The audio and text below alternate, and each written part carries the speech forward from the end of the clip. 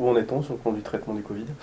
Oui, d'ailleurs c'est intéressant parce que c'est justement, vous voyez, une des questions qui est posée. Comment, qu'est-ce que c'est que cette histoire de l'hydroxychloroquine? Alors, il y a deux choses à voir dedans. Donc, il a semblé depuis le début qu'il fallait absolument. Le problème de l'hydroxychloroquine, c'est que ça empêchait le développement du remdesivir, qui est le médicament de Gilead. Alors, pour vous mettre en phase, ce médicament est un médicament qui avait été mis au point pour traiter des infections virales et qui avait été testé sur Ebola, dans des études non randomisées, hein, bien sûr, c'était pas, à l'époque, c'était pas la mode, et qui ne marchait pas.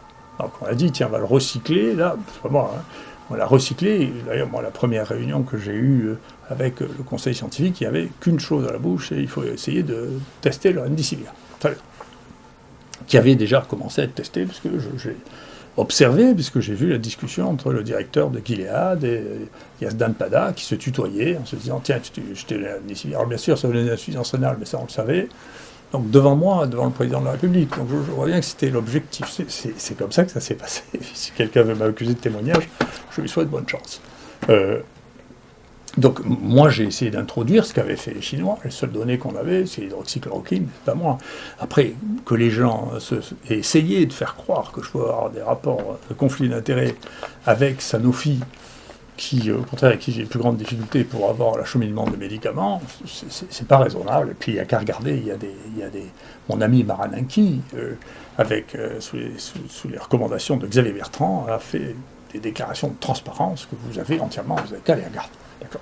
Mais cette affaire a fait soulever incontestablement cette espèce de fanatisme pro-Gilead et pro-remdesivir a fait soulever incontestablement des questions de savoir pourquoi est-ce que tout le monde veut faire du Gilead. Ça a amené à voir que le nombre de gens qui avaient reçu l'argent en nature ou en argent par Gilead est considérable. Moi c'est pareil, à peine ai-je parlé de l'hydroxychloroquine qu'un collègue m'a téléphoné la nuit, je finis par identifier que c'était, de manière anonyme, pour me menacer du pire si je ne retirais pas que l'hydroxychloroquine pouvait marcher avant le lundi à 8h du matin. Et donc après, je me suis rendu compte que c'est lui qui recevait le plus d'argent de Gilead. Alors peut-être que tout ça sont des coïncidences en France, hein, donc peut-être que tout ça sont des coïncidences. Mais oui, c'est des coïncidences, moi je ne suis pas complotiste, hein, mais c'est des coïncidences qui finissent par être troublantes. Donc il y a quand même un rôle là, dont je ne connais pas exactement l'importance, dont il faudrait bien que le pays se préoccupe et faire appliquer les lois, et que dans les temps à venir, le pays se préoccupe de faire des lois qui soient aussi rigides pour les praticiens qu'elles le sont pour les hommes politiques, par exemple, pour lesquels on a régulé ça. D'accord ? Et donc, on voit que les conséquences de ça sont une colère considérable. Beaucoup de gens qui sont, d'ailleurs, des collègues qui sont en colère contre moi, sont dans cette situation, qui est facile à regarder hein, sur Eurofordoc, de gens qui ont reçu, y compris cette société, la société de pathologie de l'âme infectieuse française, qui est subventionnée de manière très très élevée par Gilead.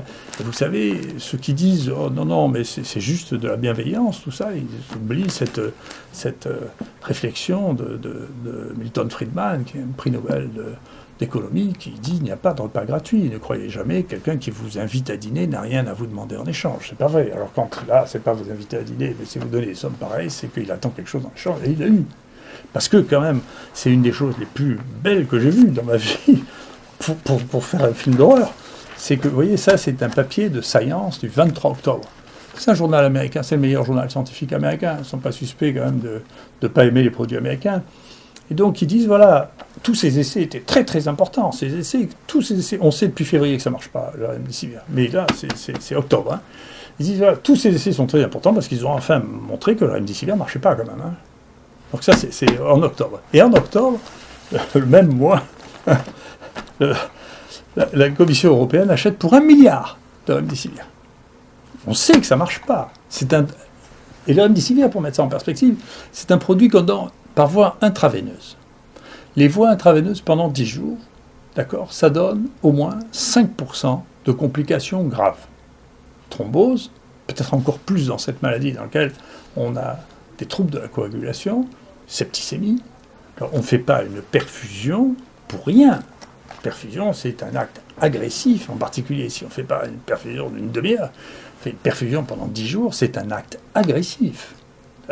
D'ailleurs, il y a une véritable question qu'on va poser au comité d'éthique, c'est est-ce qu'il est éthique de faire des placebos par perfusion, c'est-à-dire de mettre à quelqu'un une perfusion alors qu'on sait qu'il n'y a rien dedans et qu'il prend des risques alors qu'il n'a aucun bénéfice à en tirer. C'est très grave de faire ça, puisqu'on sait que c'est dangereux. Et d'ailleurs, quand on regarde l'étude du New England qui disait que le remdesivir était un médicament merveilleux parce qu'il diminuait le temps d'hospitalisation, on voit qu'il y a 10% des gens qui avaient un placebo qui avaient des effets secondaires graves qui ont dû faire interrompre le traitement. Et donc, si placebo avait été une pilule de talc, vous auriez 0 effet secondaire grave qui aurait fait arrêter le traitement.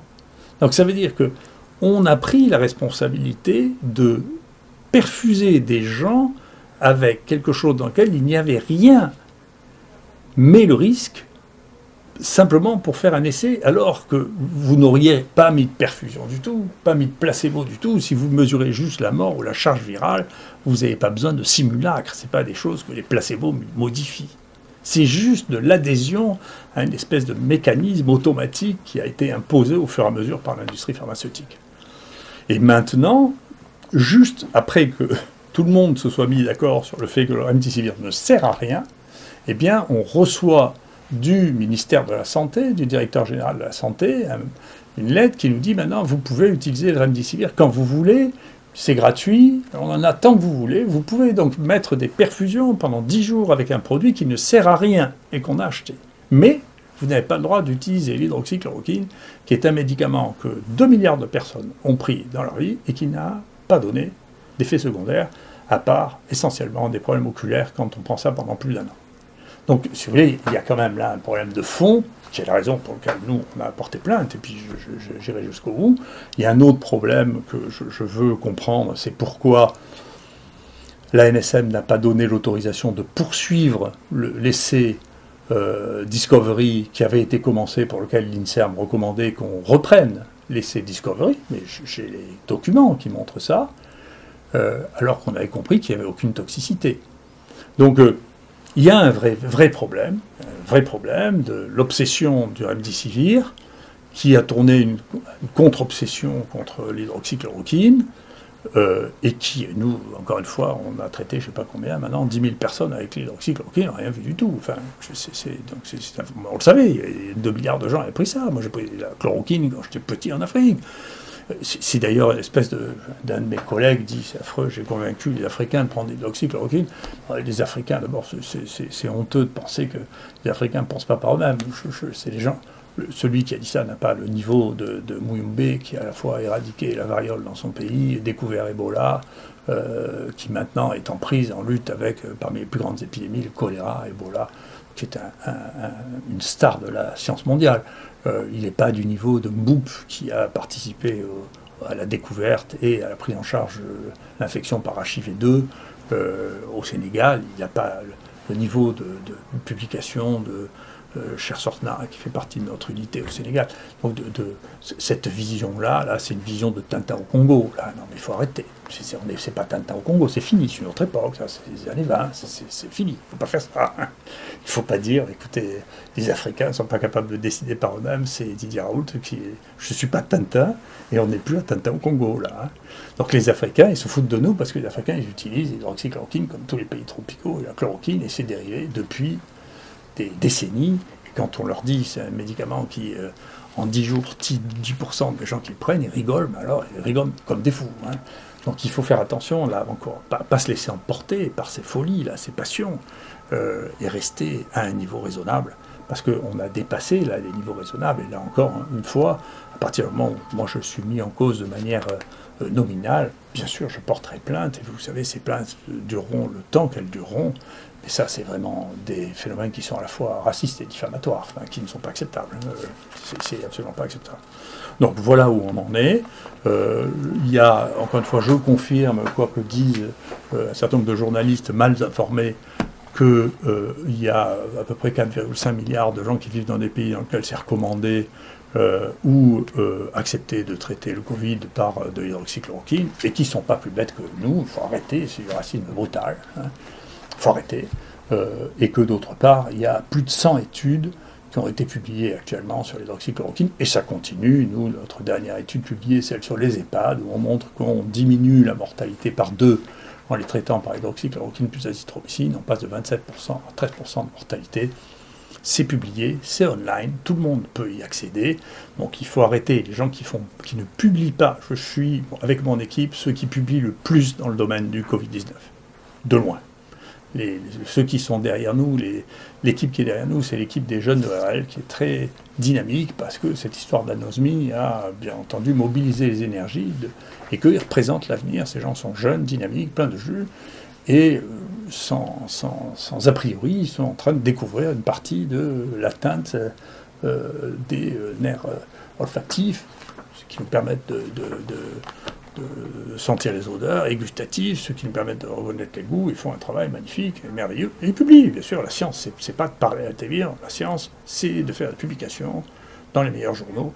Et nous, je peux vous dire, on a publié dans tous les meilleurs journaux de maladies infectieuses. 100%. Donc, il faut arrêter. Il y a ceux qui font de la science, ceux qui, à un moment ou l'autre, s'autorisent ou pensent qu'ils ont une autorité qui les autorise à dire la science, mais la science ne se fait pas comme ça n'est pas la pratique scientifique, et ça n'est pas le temps scientifique. Le temps scientifique, il est sédimenté par la réalité de la production scientifique vérifiable, et pas autre chose. Et pour finir, de manière à ce que un certain nombre de calomnies qui se diffusent, pas officiellement, parce que je pense que les gens ont raison de se méfier. Bien sûr, nous allons faire ce que la plupart des gens ne font pas, nous allons mettre à disposition pour toutes les équipes scientifiques qui voudront notre première énorme étude sur 3700 personnes pour que les gens puissent aller regarder toutes les données, y compris fouiller des données que nous n'avons pas fouillées, vérifier nos données, parce que bien sûr, nous, ce qu'on veut, c'est que ce que l'on dit soit vrai, parce que le principe de la science, surtout à mon âge, je fais 3500 publications, je ne vais pas m'amuser à faire des publications fausses, je ne vois pas très bien le bénéfice que j'en tirais, c'est idiot.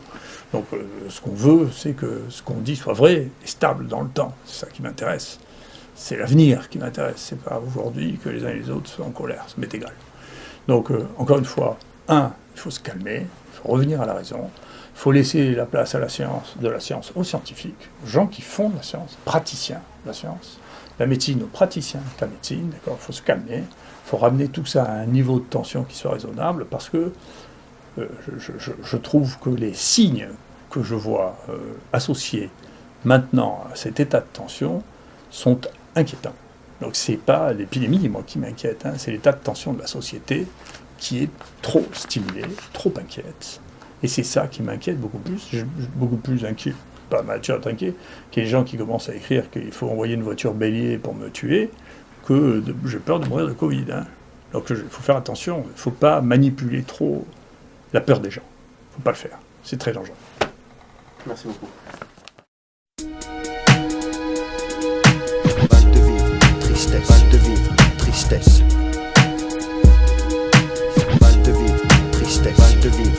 Un mal de vivre qui nous anime au fin fond des abîmes. C'est le vice qui nous abîme pour des yébis trop tapines. Tu sens la rage dans la cabine, pas besoin de carabine. Quand tu vois toute la famille qui réside en Afrique, puis les villages pour pouvoir prendre tout leur fric. Bloqué au péage, tu te vois même plus dans le trafic. Dans le paysage où demeurent les plus belles escroqueries, orchestrées par l'État qui contrôle ta vie. Choisis le virage qui mène tout droit à la prix. Des fils de l'âge qui s'entraident que entre chéris. L'apprentissage de la rue est une vieille industrie.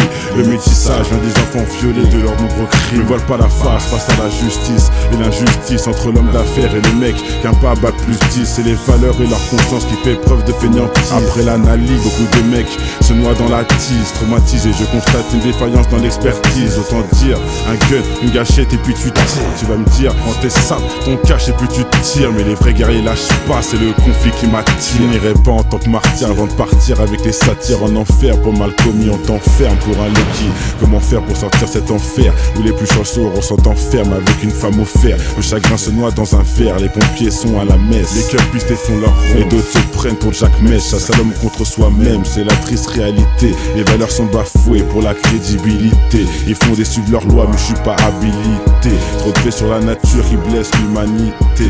Les régions devenues des tas de sens, indiens jusqu'au pygmée. Un monde qui part dans tous les sens et qui ne cesse de s'effriter. Ils font des suivre leurs lois mais je suis pas habilité. Trop de faits sur la la nature qui blesse l'humanité. Les régions venues des tas de sens, indiens jusqu'au pygmée. Un monde qui part dans tous les sens et qui ne cesse de s'effriter. Le vase est inondé.